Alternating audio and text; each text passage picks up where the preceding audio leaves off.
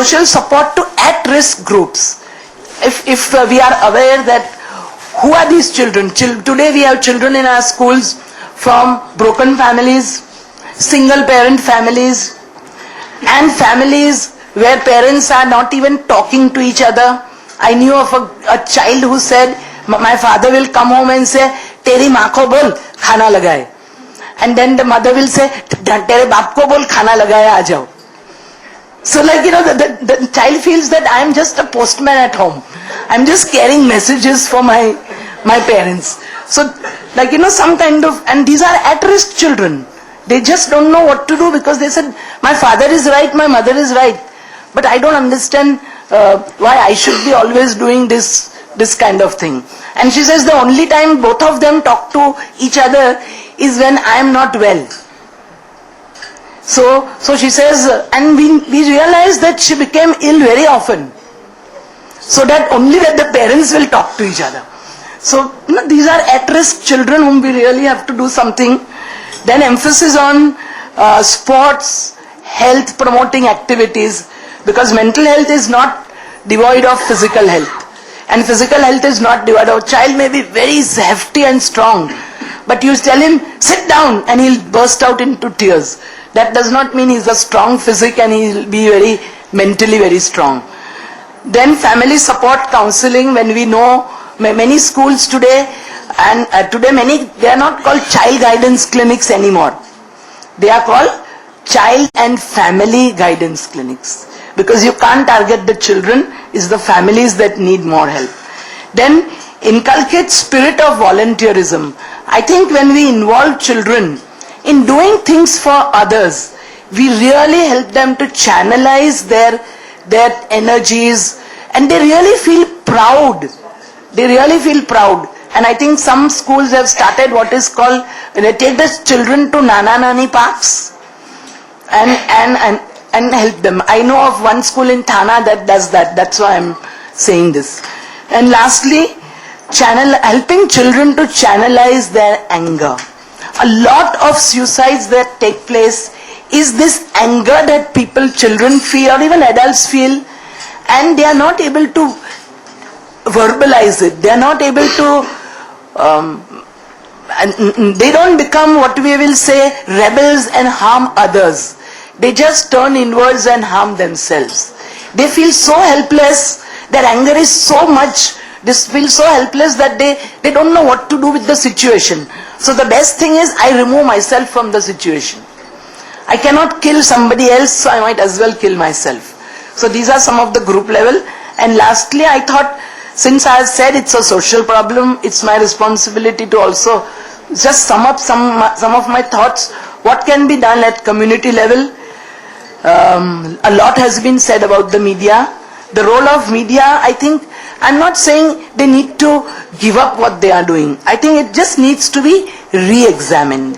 They just need to think what needs to be emphasized a little more. And I think one very good suggestion came up, that if you show something which is probably sensationalizing, also give an alternative opinion of what is happening.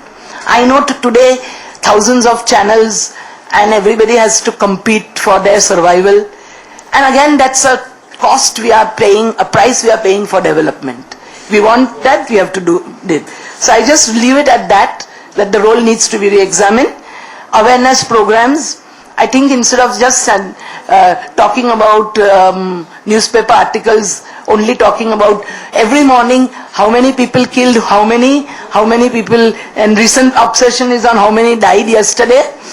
I'm telling you from personal experience. In October there is the Mental Health Week. For years I have tried to request the press to release one 4-page supplement on mental health. The first question is, who will sponsor it? So I think that the press should make it their responsibility that 1 year they sponsor a 4-page supplement on mental health, 1 year they sponsor a 4-page supplement on something else.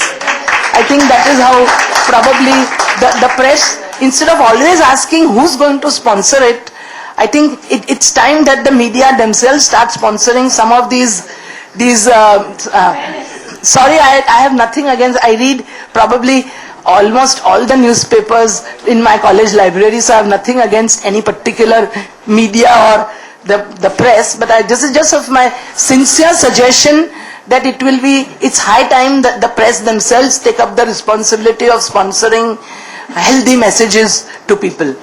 Also, some kind of prompt action, which all of us, we always say, itna corruption hai, itna taklif hai, this doesn't work, that doesn't work. But how many of us actually want to do something to change the situation? We always feel, mere paas time nahi hai.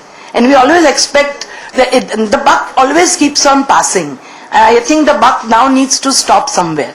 If we really want to bring about some kind of social change, we cannot say, we elect the politicians, they should do it. Or there should be some very kind-hearted people who should do it. But only one or two people will not help. And one of the things that is already covered, I will not go back to it, decriminalizing suicide.